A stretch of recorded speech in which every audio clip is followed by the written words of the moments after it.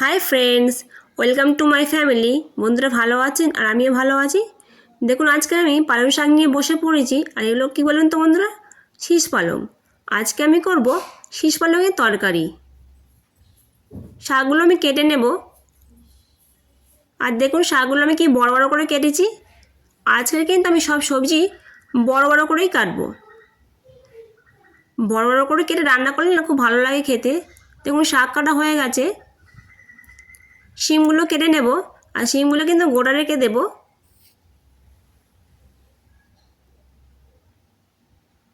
ফুলকপিও কেটে নেব।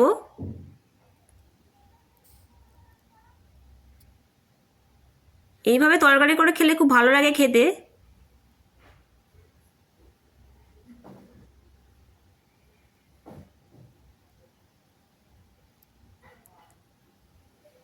বাঁধাকপিও কেটে নেব।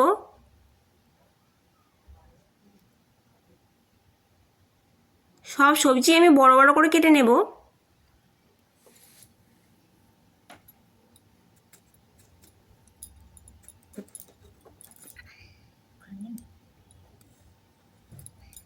শীতকালে তো বিভিন্ন রকমের সবজি পাওয়া যায়। এইভাবে রান্না করে খেলে কিন্তু খুব ভালো লাগে। সবসময় তো ছোটো ছোটো করে কেটে খাই, আজকে ভাবলাম একটু বড় বড় করে কেটে সবজি রান্না করি। সবজি কাটা হয়ে গেছে। এখন কড়া গরম হয়ে গেছে, দিয়ে দিলাম তেল। তেল দিয়ে শুকনো লঙ্কা জিরে ফোড়ন দিলাম। ফোড়ন ভাজা ভাজা হয়ে গেলে দিয়ে দেবো পেঁয়াজ। পেঁয়াজটাকে মোটা মোটা করে কেটেছি। আলুও দিয়ে দেবো, একসঙ্গে ভেজে নেব।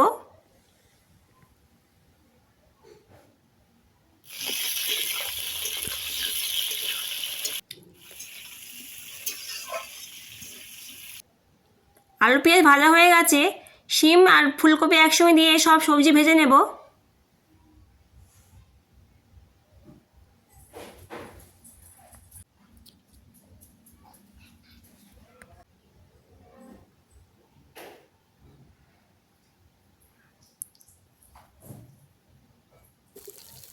সবজি ভেজে নিয়েছি, দিয়ে দেবো বাঁধাকপি। বাঁধাকপিগুলো দিয়ে ঢাকা দিয়ে দেবো।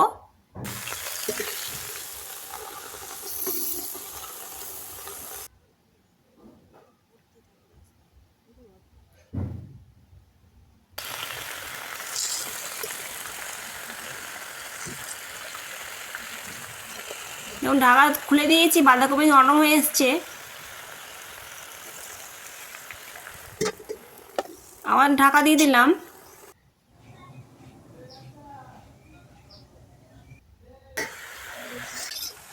ঢাকা খুলে আমি আবার নাড়িয়ে দেবো।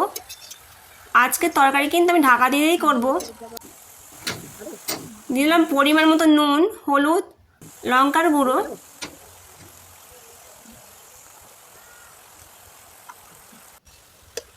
মশলা দিয়ে সব সবজি আবার নাড়িয়ে দেব। সবজি না কষলে কিন্তু তরকারি ভালো হয় না। ভালো করে কিন্তু সবজি কষতে হবে। দেখুন সবজি কষে নিয়েছি, পালং শাক দিয়ে দেবো।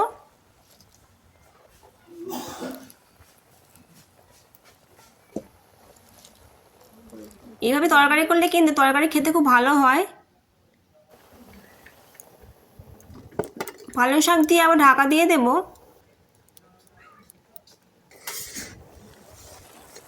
এবং পালং শাক নরম হয়ে এসেছে, নাড়িয়ে দেব।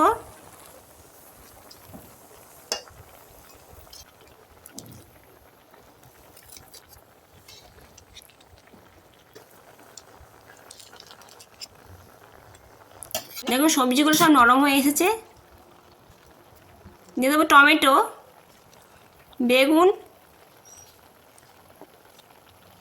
ধনেপাতা ডাঁটি দিয়ে দেবো। সব সবজি দিয়ে আমি নাড়িয়ে আবার ঢাকা দিয়ে দেবো।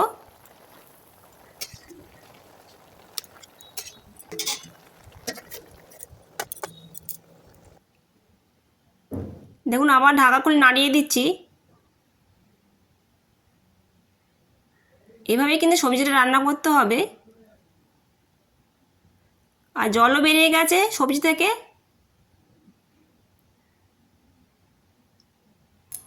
সবজিটা নাড়ি চাড়িয়ে আবার ঢাকা দিয়ে দেব। কিছুক্ষণ পর আবার ঢাকা খুলে নাড়িয়ে দেব। সবজি কত নরম হয়ে গেছে। নাড়িয়ে দেবো আর টমেটোগুলো একটু খুন্তি দিয়ে কেটে কেটে দেবো। দিয়ে দেবো পরিমাণ মতন চিনি। চিনি দিয়ে আবার নাড়িয়ে দেবো সবজি।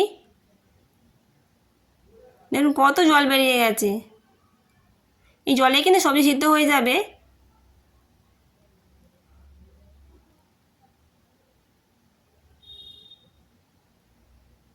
আমার পালং শাকের তরকারি হয়ে গেছে।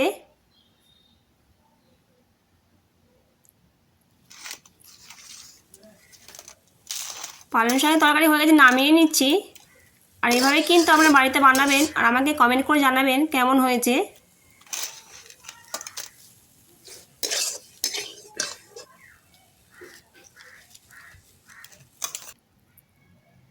বন্ধুরা দেখুন পালং শাকের তরকারি হয়ে গেছে।